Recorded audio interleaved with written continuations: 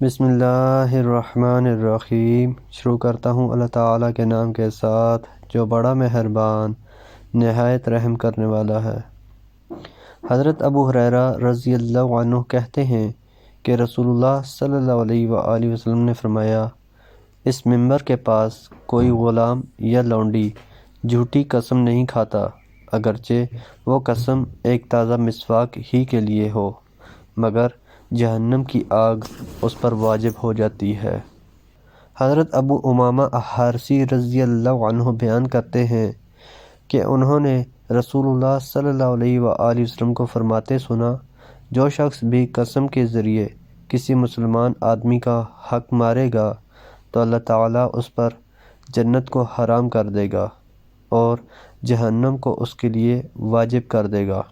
لوگوں میں سے ایک شخص نے کہا، اللہ کے رسول، اگرچہ وہ معمولی چیز ہو؟ آپ صلی اللہ علیہ وآلہ وسلم نے فرمایا، ہاں، خواہ وہ پیلوں کی ایک مسواک ہی ہو۔ اشعث بن قیس رضی اللہ عنہ کہتے ہیں کہ میرے اور ایک یہودی کے درمیان ایک زمین مشترک تھی۔ اس نے میرے حصے کا انکار کر دیا تو میں اس کو نبی اکرم صلی اللہ علیہ وآلہ وسلم کے پاس لے کر آیا تو آپ صلی اللہ علیہ وآلہ وسلم نے فرمایا، کیا تمہارے پاس کوئی گواہ ہیں؟ میں نے عرض کیا، نہیں۔ تو آپ صلی اللہ علیہ وآلہ وسلم نے یہودی سے کہا، تم قسم کھاؤ۔ میں نے عرض کیا، تب تو وہ قسم کھا لے گا اور میرا مال ہڑپ کر جائے گا۔ اس پر اللہ تعالیٰ نے یہ آیت اتاری، ان الذین یشترون بعہد اللہ وایمانہم ثمنا قلیلا، جو لوگ اللہ کے عہد اور اپنی قسموں کے بدلے تھوڑا مال لیتے ہیں، ان کا آخرت میں کوئی حصہ نہیں، اور اللہ تعالیٰ ان سے بات تک نہیں کرے گا،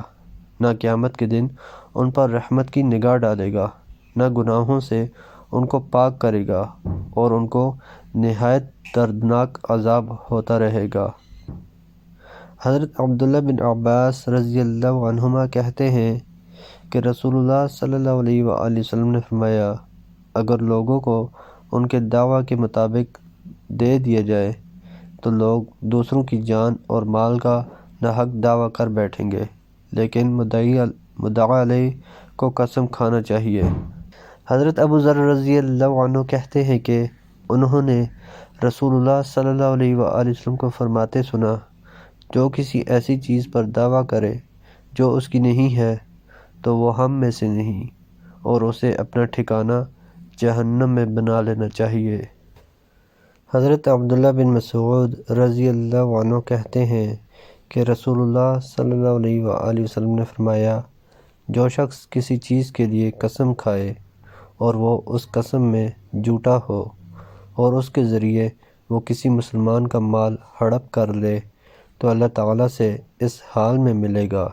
کہ اللہ تعالیٰ اس سے ناراض ہوگا۔ حضرت ابو ہریرہ رضی اللہ عنہ کہتے ہیں کہ رسول اللہ صلی اللہ علیہ وآلہ وسلم نے فرمایا، میں تو ایک انسان ہی ہوں، ہو سکتا ہے تم میں کوئی اپنی دلیل بیان کرنے میں دوسرے سے زیادہ چلاک ہو، تو جس کے لیے میں اس کے بھائی کے حق میں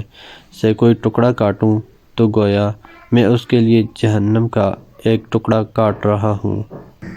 ام المؤمنین ام سلمہ رضی اللہ عنہا کہتی ہیں کہ رسول اللہ صلی اللہ علیہ وآلہ وسلم نے فرمایا، تم لوگ میرے پاس جھگڑے اور اختلافات لاتے ہو، اور میں تو ایک انسان ہی ہوں، ہو سکتا ہے تم میں سے کوئی اپنی دلیل بیان کرنے میں دوسرے سے زیادہ چلاک ہو، اور میں اسی کے مطابق فیصلہ کرتا ہوں جو تم سے سنتا ہوں، لہٰذا اگر میں کسی کو اس کے بھائی کا کوئی حق دلا دوں تو وہ اس کو نہ لے، اس لیے کہ میں اس کے لیے آگ کا ایک ٹکڑا دلاتا ہوں جس کو وہ قیامت کے دن لے کر آئے گا۔ محترم دوستو، اللہ تعالیٰ سے دعا ہے اللہ تعالیٰ ہمیں حدیث پر عمل کرنے کی توفیق عطا فرمائے، اللہ تعالیٰ ہمیں دونوں جہانوں میں کامیابیاں عطا فرمائے،